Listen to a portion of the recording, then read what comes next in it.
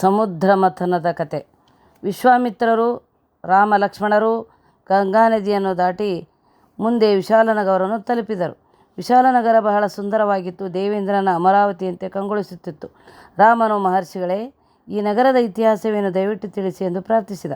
ವಿಶ್ವಾಮಿತ್ರರು, ನಿಮ್ಮ ವಂಶದ ಮೂಲಪುರುಷ ಇಕ್ಷ್ವಾಕುವಿಗೆ ಆಲಂಬುಸೆ ಎಂಬ ಪತ್ನಿಯಿಂದ ವಿಶಾಲ ಎಂಬ ಮಗನಿದ್ದ.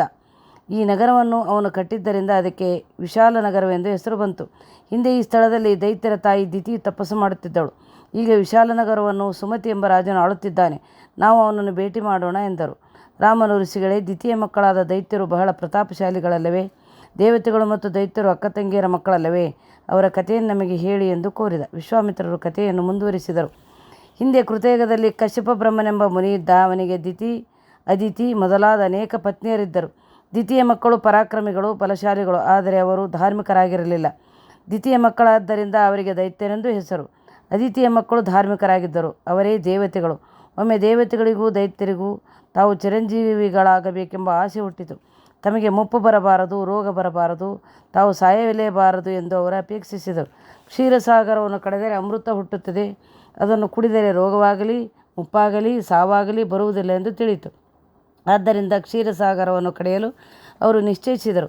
ಕ್ಷೀರಸಾಗರ ಬಹಳ ದೊಡ್ಡದು. ಅದನ್ನು ಕಡೆಯಲು ಬೇಕಾಗುವ ಕಡೆಗೋಲು ಬಹಳ ಉದ್ದವಾಗಿಯೂ ಅಗಲವಾಗಿಯೂ ಇರಬೇಕು. ಅದಕ್ಕಾಗಿ ಮಂದರ ಎಂಬ ದೊಡ್ಡ ಪರ್ವತವನ್ನೇ ತಂದರು. ಆ ಪರ್ವತವನ್ನು ಬಳಸಿ ಅದನ್ನು ಕಡೆಗೋಲಿನಂತೆ ತಿರುಗಿಸುವ ಹಗ್ಗವೂ ದೊಡ್ಡದೇ ಇರಬೇಕಾಗಿದೆ. ಅದಕ್ಕಾಗಿ ವಾಸುಕೆಂಬ ಉದ್ದವಾದ ಹಾವನ್ನು ತಂದರು. ವಾಸುಕಿಯನ್ನು ಮಂದರ ಪರ್ವತಕ್ಕೆ ಸುತ್ತಿ ಅದರ ಬಾಲದ ಭಾಗವನ್ನು ದೇವತೆಗಳು, ಹೆಡೆಯ ಭಾಗವನ್ನು ದೈತ್ಯರು ಹಿಡಿದುಕೊಂಡರು. ಸಮುದ್ರವನ್ನು ಕಡೆಯಲಾರಂಭಿಸಿದರು. ಹೀಗೆ ಸಮುದ್ರ ಮಥನ ಅನೇಕ ವರ್ಷಗಳ ಕಾಲ ನಡೆಯಿತು. ಇದ್ದಕ್ಕಿದ್ದಂತೆ ಆ ಕಡಲಿನಲ್ಲಿ ಹಾಲಾಹಲ ಹುಟ್ಟಿತು. ಹಾಲಾಹಲ ಎಂದರೆ ವಿಷ. ಆ ವಿಷ ಬೆಂಕಿಯಂತೆ ಭುಗಿಲ್ಲನೆ ಮೇಲೆದ್ದಿತು. ಇಡೀ ಲೋಕವೇ ಆ ವಿಷದ ಬೇಗೆಯಿಂದ ತತ್ತರಿಸಿತು. ಆಗ ದೇವತೆಗಳೆಲ್ಲ ರುದ್ರನ ಬಳಿಗೆ ಧಾವಿಸಿ ಬಂದರು. ವಿಷಯ ತಿಳಿಸಿ, ಪ್ರಭೋ, ನೀನೇ ನಮ್ಮನ್ನು ರಕ್ಷಿಸಬೇಕು ಎಂದರು. ರುದ್ರನು ಅವರ ಜೊತೆ ಸಮುದ್ರ ಮಥನ ನಡೆಯುತ್ತಿದ್ದ ಸ್ಥಳಕ್ಕೆ ಬಂದ. ಆ ಹಾಲಾಹಲವನ್ನು ಒಂದೇ ಗುಟುಕಿನಲ್ಲಿ ಕುಡಿದು ಬಿಟ್ಟ. ಇಂತಹ ಭಯಂಕರ ವಿಷ ಕುಡಿದರೂ ಅವನಿಗೇನೂ ಆಗಲಿಲ್ಲ. ಅವನ ಕುತ್ತಿಗೆ ಮಾತ್ರ ನೀಲಿ ಬಣ್ಣದಾಯಿತು. ಆದ್ದರಿಂದ ಅವನಿಗೆ ನೀಲಕಂಠ ಎಂಬ ಹೆಸರು ಬಂತು. ಪುನಃ ದೇವತೆಗಳು, ದೈತ್ಯರು ಕಡಲನ್ನು ಕಡೆಯಲು ಆರಂಭಿಸಿದರು. ಆದರೆ ಮಂದರ ಪರ್ವತಕ್ಕೆ ಸರಿಯಾದ ಆಧಾರವಿಲ್ಲದೆ ಅದು ಕುಸಿಯಲಾರಂಭಿಸಿತು. ಆಗ ದೇವತೆಗಳು ಮಹಾವಿಷ್ಣುವಿನ ಬಳಿಗೆ ಹೋದರು. ಮುಳುಗಿ ಹೋಗುತ್ತಿರುವ ಮಂದರ ಪರ್ವತವನ್ನು ಎತ್ತಿ ಹಿಡಿಯಬೇಕೆಂದು ಕೇಳಿಕೊಂಡರು. ಮಹಾವಿಷ್ಣು ಆಮೆಯ ರೂಪ ತಾಳಿದ. ಸಮುದ್ರದಲ್ಲಿ ಇಳಿದು ಮಂದರ ಪರ್ವತವನ್ನು ತನ್ನ ಬೆನ್ನಿನಿಂದ ಎತ್ತಿ ಹಿಡಿದು ಅದಕ್ಕೆ ಆಧಾರ ಒದಗಿಸಿದ. ವಿಷ್ಣುವಿನ ಆ ಆಮೆಯ ರೂಪವೇ ಕೂರ್ಮಾವತಾರ. ಮಂಥನ ಮುಂದುವರಿಯಿತು. ಅನಂತರ ಕ್ಷೀರಸಾಗರದಲ್ಲಿ ಅನೇಕ ದೇವತೆಗಳು, ಪ್ರಾಣಿಗಳು, ಪದಾರ್ಥಗಳು ಹುಟ್ಟಿದವು. ಮೊಟ್ಟ ಮೊದಲು ಆಯುರ್ವೇದಕ್ಕೆ ಅಧಿದೇವತೆಯಾದ ಧನ್ವಂತರಿ ಹುಟ್ಟಿ ಬಂದ. ಅವನನ್ನು ದೇವತೆಗಳು ತಮ್ಮ ವೈದ್ಯನಾಗಿ ಆರಿಸಿಕೊಂಡರು. ಅನಂತರ ಒಂದು ರಸ ಹುಟ್ಟಿತು. ಆ ರಸದಿಂದ ಸಹಸ್ರಾರು ಸುಂದರ ಸ್ತ್ರೀಯರು ಜನಿಸಿದರು. ಅಪ್ಸು ಎಂದರೆ ಹಾಲಿನ ರೂಪದ ನೀರು.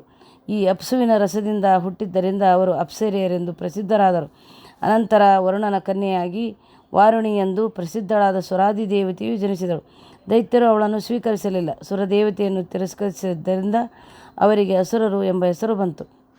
ದೇವತೆಗಳು ಅವಳನ್ನು ವರಿಸಿದ್ದರಿಂದ ಅವರು ಸುರರಾದರು. ಅನಂತರ ಸಮುದ್ರದಲ್ಲಿ ಉಚ್ಛೈಸ್ರವಸ್ಸು ಎಂಬ ಅತ್ಯುತ್ತಮವಾದ ಕುದುರೆ ಹುಟ್ಟಿತು. ಅದನ್ನು ಇಂದ್ರನು ತನ್ನ ಪಟ್ಟದ ಕುದುರೆಯಾಗಿ ಇಟ್ಟುಕೊಂಡನು. ಇದಾದ ನಂತರ ಕೌಸ್ತುಭ ಎಂಬ ಶ್ರೇಷ್ಠವಾದ ರತ್ನವು ದೊರಕಿತು. ಅದನ್ನು ವಿಷ್ಣುವು ತನ್ನ ಎದೆಯಲ್ಲಿ ಧರಿಸಿದನು. ಕೊಟ್ಟ ಕಡೆಯಲ್ಲಿ ದಿವ್ಯವಾದ ಅಮೃತ ಹುಟ್ಟಿತು. ಆಗ ಅಮೃತಕ್ಕಾಗಿ ದೇವತೆಗಳಿಗೂ ದೈತ್ಯರಿಗೂ ಭಾರೀ ಯುದ್ಧ ನಡೆಯಿತು. ಯುದ್ಧದಲ್ಲಿ ದೇವತೆಗಳು ದೈತ್ಯರನ್ನು ಸಂಪೂರ್ಣವಾಗಿ ಸೋಲಿಸಿಬಿಟ್ಟರು. ತಾವು ಅಮೃತವನ್ನು ಕುಡಿದು ಅಮೃತವನ್ನು ಪಡೆದರು. ವಿಶ್ವಾಮಿತ್ರನು ಅಮೃತ ಮಥನದ ಕಥೆಯನ್ನು ಹೇಳಿ, ರಾಮ, ದೈತ್ಯರು ಎಷ್ಟೇ ಬಲಶಾಲಿಗಳಾದರೂ ದೇವತೆಗಳ ಮುಂದೆ ಅವರು ಸೋತು ಹೋದರು. ಏಕೆಂದರೆ ದೈತ್ಯರು ಅಧಾರ್ಮಿಕರು, ದೇವತೆಗಳು ಧಾರ್ಮಿಕರು. ಆದ್ದರಿಂದ ಎಂದಿದ್ದರೂ ಧರ್ಮಕ್ಕೆ ಜಯ ದೊರಕುತ್ತದೆ ಎಂಬುದು ಸ್ಪಷ್ಟವಾಗುತ್ತದೆ ಎಂದರು.